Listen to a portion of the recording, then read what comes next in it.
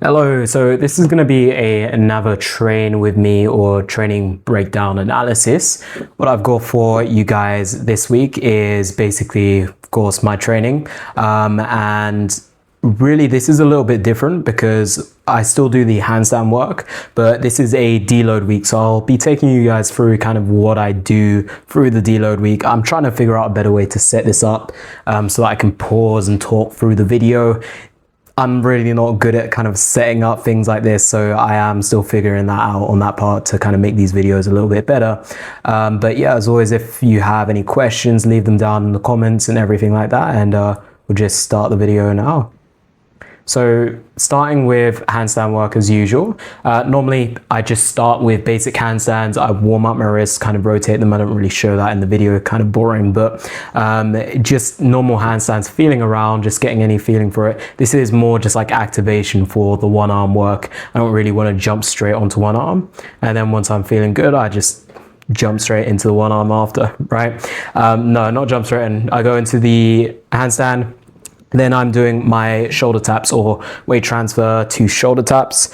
These today were feeling really good. I was feeling really on top of the shoulder. I was feeling that my arm was being pushed in. I was really pushing that in. Even on the left side, it was feeling pretty good today. Don't quite get this one if I remember correctly. I start kind of just not doing so well, and then I start really picking it up, really kind of focusing. And it's really important as well because the breaks in between your handstands are where you kind of think about it, where you think, okay, what did I do wrong? What could I do correctly? And you can also pause your video or recording, check your form out, see, okay, oh, I'm bending that way, or like, for example, I'm not pushing with this hand, so therefore I have to bend that way, right? There's multiple things that can kind of be fixed, kind of improved. And so I think this is where it started to get slightly better.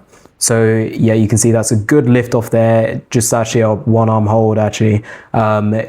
I put my arm out this way, right, just to kind of rebalance, stretch myself out that way, almost pull my legs or up lower body back into position. That's the real importance of this drill. It not only teaches you to lean over, but it also teaches you to pull back. That's why so many people fail the one-arm handstand, is because they just go over, they don't know how to pull themselves back, correct themselves in the one-arm handstand. This is teaching you that correction. That's why this is so important as a base, not the handstands or one-arm handstand attempts. So I think this is a pretty good run. I haven't really been looking at the video, but yeah, just doing, I think this is the third one, really good one there. And then last one, again, I'm really focusing on pushing the shoulder in and getting up on top of that shoulder, taking my time with the movement, super important. So after this, we've done the one arm handstand work, right? I'm pretty happy there. We've done the one arm handstand work. So now this is the rotational drill, where it is that you're just practicing rotating the legs, making sure, because especially in straddle, right? A lot of people just struggle with that, center of gravity. Their legs twirl out, they start spinning out in the handstand. This drill will really teach you how to control that rotational pathway, how to kind of tense the right types of muscles as you're doing this. So I go around and then I'm going to go back around the other way. I'm almost reaching it till I get to full position. You can see that I corrected myself there. I've gone down and then I pushed myself back up.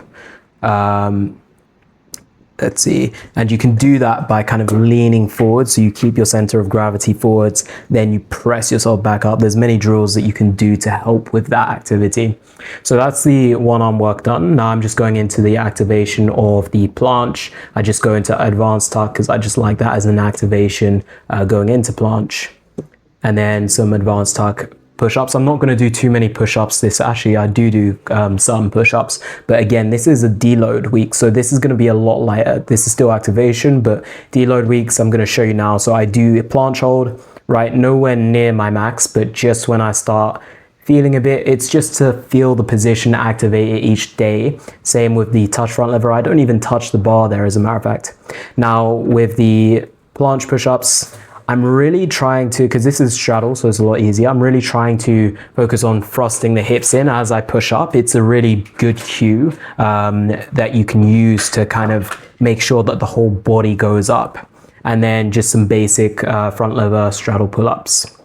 Right, so that's literally it for the workout. Very, very short, especially on the planche and front lever side. This is just some attempts, handstand attempts. I kind of always try and finish off with some just for a little bit of fun. Left arm is getting a lot better. You can see I'm actually getting on top of that arm. Proper attempt. I've done a lot better at home just as of recent anyway, or towards the end of the day, because instead of on the left arm, instead of going straight out, I actually went in first, which is really important because you want to replicate, whenever you're doing a one arm handstand, you want to replicate that shoulder tap. So you lean over and then you pull out.